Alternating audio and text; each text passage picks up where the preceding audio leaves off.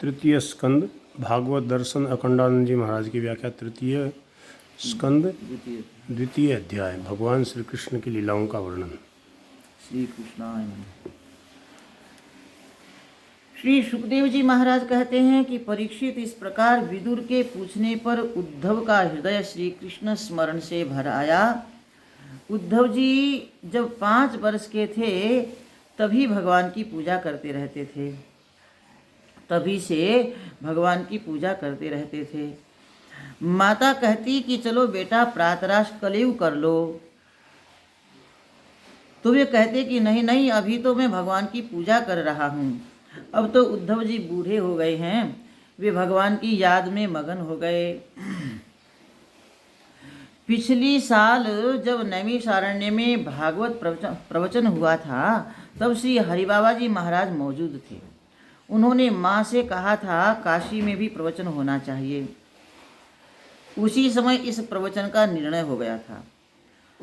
हरि बाबा जी ने कहा था कि हम सुनेंगे, इसलिए जब हम कथा कहने बैठते हैं तो बार बार उनकी याद आती है। 30-35 वर्ष हो गए उनको कथा सुनाते। सन 41-42 में मैंने सन्यास का वेश ग्रहण किया था, उसको 27 वर्ष हो गए। सन्यास ग्रहण के 7 वर्ष पहले सन 35 में मैंने बांध पर हरि बाबा को कथा सुनाई थी। अब सुनाने बैठते हैं तो कभी कभी दाहिने दृष्टि जाती है और लगता है कि बाबा कहीं पहले की तरह कथा श्रवण करने बैठे न हों। कल माँ ने उनको देखा कि वे व्यासासन से थोड़ी दूरी पर ज्योतिर्मय वपु से हमारी ओर मुंह करके बैठे हैं और कथा सुन रहे हैं। वाह, हम तो उनकी याद ही करते हैं। माँ ने उनको अपनी दिव्य दृष्टि से देख भी लिया। लोग कहते रहते हैं कि उनकी चर्चा सुनाओ, लेकिन क्या सुनावें। जिनके साथ इतने दिन रहे उनकी कथा कहानी भी हृदय में पीड़ा पहुंचाती है। जब हमारी यह हालत है तो उद्धव जी का क्या कहना। बचपन से श्री कृष्ण के साथ रहते रहते बूढ़े हो गए। विदुर जी की बात सुनकर 2 घड़ी तक उनके मुख से बात नहीं निकली। 2 घड़ी तक वे श्री कृष्ण स्मरणामृत सिंधु में डूब गए। उनके हृदय में भक्ति योग का उदय हुआ और उसी में निमग्न हो गए। उनको बहुत आनंद आया, शरीर पुलकावली मंडित हो गया और नेत्रों से आंसू झरने लगे, पूर्णार्थ हो गए। फिर जैसे कोई भगवान के धाम से वर्तमान व्यवहार में आ गया हो, वैसे ही उद्धव जी आंखों से आंसू पोंछकर कहने लगे, श्री कृष्ण साक्षात सूर्य थे, अब तो सूर्यास्त हो गया। सारे वंश को काल रूपी अजगर निगल गया। घर में अब कोई शोभा सौंदर्य नहीं रहा, इसलिए हम उनका कुशल मंगल क्या सुनाएं। सारी दुनिया अभागी है और यदुवंशी नितांत अभागे हैं कि वे श्री कृष्ण के साथ रहकर भी उनको पहचान नहीं सके। उद्धव जी ने कहा, एक दिन ऐसा था जब आकाश का चंद्रमा समुद्र में डूबा हुआ था और मछलियां उसके साथ रहती थी। मछलियां समझती थी कि यह भी कोई मछली है, हम लोगों की तरह ज़्यादा चमकती है। परंतु जब चंद्रमा आकाश में जाकर अमृत बरसाने लगा और समुद्र चंद्रमा को देखकर उछलने लगा, तब मछलियों ने कहा कि हमसे बड़ी गलती हुई। इसी तरह यदुवंशी लोग उसको मनुष्य समझते रहे, उनको मनुष्य समझते रहे। उनकी ऐसी माया कि कोई उनको पहचान न सका। वे तो अपने शरीर के साथ साथ सबकी आंखें भी ले गए। भगवान ने अपनी योग माया का बल दिखाने और मनुष्य लीला करने के लिए ही श्री विग्रह ग्रहण किया था। उस श्री विग्रह का सौंदर्य ऐसा था कि कभी कभी भगवान भी उसे देखकर स्वयं आश्चर्यचकित हो जाते थे। विस्मापनम स्वस्य च सौवगर्धे परम पदम भूषण भूषणांगम। क्यों न हो, भगवान का स्वरूप सौभाग्य संपत्ति का परम पद है। उनका प्रत्येक अंग आभूषण को भी भूषित करने वाला है। आभूषणों से भगवान के अंग आभूषित नहीं होते, वे तो स्वयं एक सरीखे चमकते रहते हैं। बाजूबंद, कंगन अथवा हार पहना देने पर तो उनके द्वारा वहाँ की शोभा छिप जाती है, और जिन अंगों का आभूषण नहीं है, जिन अंगों पर आभूषण नहीं है, उनकी शोभा और प्रकाशित होने लगती है। आभूषण भी भगवान की शोभा से ही प्रकाशित होते हैं। श्री रूप गोस्वामी जी महाराज ने लिखा है कि एक दिन की बात है, भगवान श्री कृष्ण ने अपनी रूप माधुरी को शीशे में देखा तो उनके मुंह से निकला, अरे यह कौन है? शीशे में कौन दिख रहा है? इसे तो मैंने कभी नहीं देखा। फिर बोले कि आहा, यदि मैं राधिका होता तो इसी से विवाह करता। भगवान का ऐसा सौंदर्य है कि वे स्वयं उसको देखकर मोहित हो जाते हैं।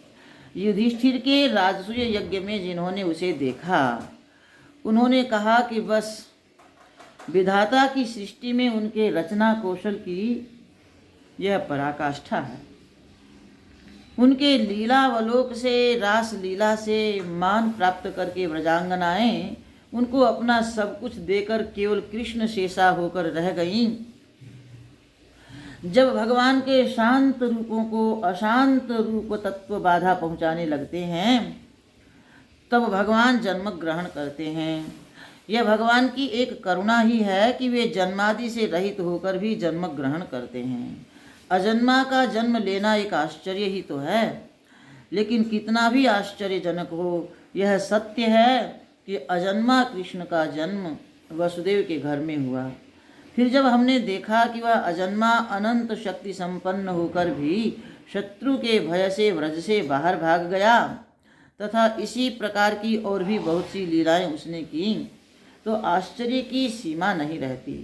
भगवान श्री कृष्ण वसुदेव देवकी के चरणों में गिर पड़े और बोले कि हे पिता, हे माता, हमने बहुत दिनों तक तुम्हारी सेवा शुश्रूषा नहीं की।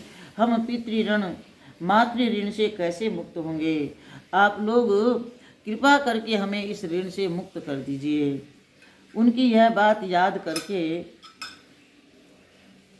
हमारा हृदय अत्यंत व्यथित हो जाता है। उनको कौन भूल सकेगा?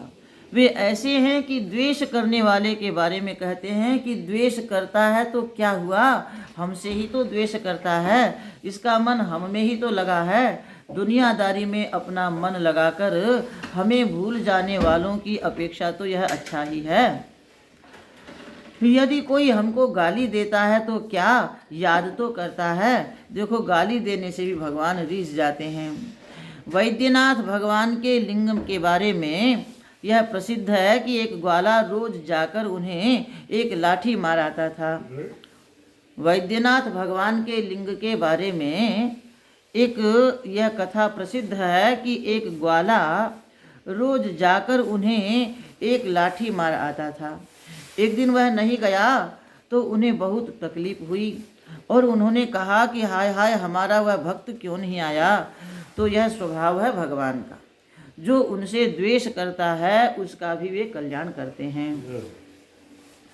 उद्धव जी कहते हैं कि भगवान श्री कृष्ण के उदार स्वभाव का हम स्मरण करते हैं तो उनका वियोग असह्य हो जाता है। वीर लोग जब महाभारत युद्ध के समय सारथी श्री कृष्ण को देखते थे तब उनके मुखारविंद को आंखों से पीने लगते थे। उन्हें यह बात भूल जाती थी कि सामने से अर्जुन का अस्त्र आ रहा है, हम मर जाएंगे। उनको अपनी देह का भान छूट जाता था, मृत्यु का डर मिट जाता था। श्री कृष्ण के मुखारविंद को देखकर ठगे रह जाते थे। कभी होश संभाल कर प्रहार करते भी तो निशाना चूक जाते, क्योंकि देखते थे श्री कृष्ण की ओर और प्रहार करते थे दूसरी ओर। इसी बीच में अर्जुन का बाण आकर उन्हें भगवान के धाम में भेज देता था। कोई श्री कृष्ण के समान भी नहीं तो उनके उनसे बड़ा कहाँ से होगा। वे ही प्रभु जब उग्रसेन के सामने होते तो कहते कि हे स्वामी, हे देव, हम आपके सेवक हैं, आप हमें आज्ञा दीजिए, और फिर उनकी जो आज्ञा होती उसका पालन करते। असल में बड़प्पन छत्र सिंहासन में नहीं होता, बड़प्पन का निवास तो विनय में, निरभिमानता में और सद्गुणों में होता है। राजा लोग जो बड़े बड़े हीरे मोतियों के सिंहासन बनवाकर बैठते हैं उसमें कोई गौरव नहीं, उनकी वह कुर्सी तो तकलीफ देने वाली है। विदुर जी, आपने पूतना की कथा तो सुनी ही होगी। वह बकासुर अघासुर की बहन बकी मूर्तिमती अविद्या थी। जिनको अपनी पवित्रता का अभिमान होता उनको भी वह उठाकर ले जाती थी। जो सीधे साधे सरल और किसी से राग द्वेष नहीं करने वाले बच्चों को भी लग जाए और कष्ट दे, उसका नाम है पूतना। जन्म से राक्षसी, खून पीने वाली और अत्यंत दंभी पूतना मारने की नियत से अपने स्तनों में कालकूट लगाकर आई और श्री कृष्ण को उसने अपना जहर पिला दिया। लेकिन श्री कृष्ण ने कहा कि यह तो नई चीज लेकर आई है, ऐसी चीज लेकर तो हमारे सामने कोई नहीं आया। आज तो ऐसी चीज पीने को मिली और उसमें ऐसा स्वाद आया कि अन्य किसी अवतार में कभी नहीं आया। अरे यह तो हमारी मैया है, इसे तो सद्गति मिलनी चाहिए। जहर कौन पिलाएगा? गई मारन पूतना कुछ काल कूट लगाई, मातु की गति दई ताही कृपालु जादव राय। कम वा दयालुम शरणम व्रजेम। ऐसा उदार हृदय, ऐसा सुशील, ऐसा दयालु सृष्टि में और कौन मिलेगा जिसकी शरण में हम जाएं। देखो यहाँ मूल में पूतना के लिए धात्री शब्द का प्रयोग है, किंतु गोस्वामी तुलसीदास जी ने तो सीधे माता शब्द का प्रयोग किया है। मातु की गति ताही। सोचो, यदि उस राक्षसी को धात्री की या माता की गति मिलती है तो व्रज की गौओं को कौन सी गति मिलेगी, व्रज की उन स्त्रियों को कौन सी गति मिलेगी जिन्होंने श्री कृष्ण को प्रेम से दूध पिलाया। यशोदा मैया का तो कहना ही क्या है, उनकी तो हम छाया भी नहीं छू सकते। सच पूछो तो यशोदा मैया का महात्म्य बताने के लिए ही प्रतियोगिनी पूतना की लीला है, जिससे कि लोग यशोदा मैया का गौरव समझें। जब जाति की राक्षसी, कर्म से लोक बालघनी और मारने की नियत से स्तन में विष लगाकर दूध पिलाने वाली को माता की गति मिलती है, तब माता को कौन सी गति मिलेगी।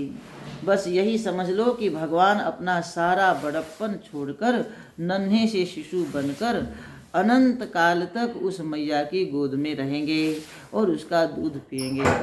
श्री कृष्ण के वशीकार के सिवाय माता को और क्या मिल सकता है, इसके अतिरिक्त माता को और चाहिए भी क्या। उद्धव जी कहते हैं कि विदुर जी, मैं तो इन असुरों को भी भगवान का बड़ा भारी भक्त मानता हूँ, क्योंकि इनको मरते समय भगवान के दर्शन हुए हैं। गरुड़ पर सवार और हाथ में शंख चक्र गदा लिए भगवान इन असुरों के सामने खड़े हुए और अपने हाथ से इनको मारा। क्या भक्ति के बिना ऐसा हो सकता है कि मृत्यु के समय भगवान सामने खड़े हों। भगवान का दैत्यों को मारना और उनका दैत्य होना भी एक लीला ही है। भगवान का यही स्वभाव है कि वे दैत्यों का भी कल्याण करते हैं। यदि कोई नन्हा सा बच्चा हाथ उठाकर घूंसा तानकर अपने बाप को मारने के लिए दौड़े या उसकी मूछ पकड़कर खींचे, तो क्या पिता का प्रेम उस पर नहीं उमड़ता, वह उस पर नाराज नहीं होता। यही व्यवहार भगवान दैत्यों के साथ करते हैं। देखिए विदुर जी, भगवान ने अपने पैदा होने की जगह भी कैसी चुनी। पैदा होने के लिए न तो वे पुष्कर गए, न अलकनंदा के तट पर गए और न काशी गए। उन्होंने प्रकट होने के लिए कंस का कारागार चुना, जहाँ उनके माता पिता देवकी वसुदेव हथकड़ियों बेड़ियों से जकड़े थे और उनके सिर पर कंस की तलवार लटक रही थी। फिर भी भगवान प्रकट हो गए और इस डर से गोकुल चले गए कि कंस हमको मारेगा। यह भी भगवान की लीला ही है। उसी समय अगर शंख चक्र गदा लेकर भगवान खड़े हो जाते तो क्या होता? न तो कंस कुछ कर पाता और न उसके पूर्व जन्म वाला रूप कालनेमी कुछ कर पाता। भगवान इतने शक्तिशाली हैं कि वे उसी समय उन सबका संहार कर देते, किंतु उनको तो अभी अनेक लीलाएं करनी थीं, इसलिए डर कर गोकुल में चले गए और वहाँ छिपकर रहे। वहाँ चरवाहे बन गए, यमुना के किनारे गायें चराने लगे। वे कोई ब्राह्मण विद्वान नहीं बने, क्षत्रिय राजकुमार नहीं बने, ग्वाला बन गए। यमुना तट पर बड़े सुंदर वन हैं, भौरे गुंजार कर रहे हैं और गायें चर रही हैं। श्री कृष्ण भांति भांति की बाल लीलाएं कर रहे हैं, कभी रोते हैं, कभी हंसते हैं, बड़ी सुंदर चेष्टा करते हैं और मुग्ध होकर बांसुरी बजा रहे हैं। लीला में बाधक बनकर जो राक्षस आते हैं उनको अपने लोक में भेज देते हैं। उन्होंने कालिय नाग का दमन किया, जिससे कि गायों का भला हो। देखो, भगवान भी यज्ञ यागादि करते हैं, क्योंकि उसमें वित्त का सद्व्यय है। वित्तस्य चोरुभारस्य चिकीर्षण सद्व्ययम विभुः। यह धन आदमी के सिर पर एक बड़ा भारी बोझ है। इसका सद्व्यय यही है कि व्यापक उद्देश्य से विश्वात्मा की तृप्ति के लिए, विश्व देवता के लिए इसको खर्च किया जाए। कभी कभी देवता भी असुर हो जाते हैं। यह नहीं समझना चाहिए कि देवता हमेशा देवता ही रहता है और उसका काम हमेशा देवता का ही काम होता है। जब साधु क्रोधवश गाली देने लगे तो समझना कि इसमें थोड़ी देर के लिए ही सही दैत्य आ गया है।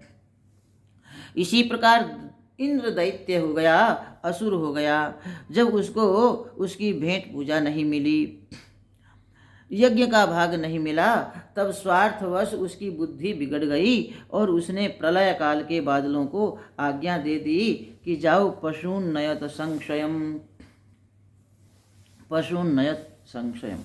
व्रज में जितनी भी गाय हैं, बैल हैं, बकरियां हैं, भेड़े हैं, भैंसे हैं, उन सब का नाश कर दो। भला उन पशुओं का क्या दोष था? उनके दूध का भोग इंद्र को नहीं लगाया गया था, यही दोष था ना।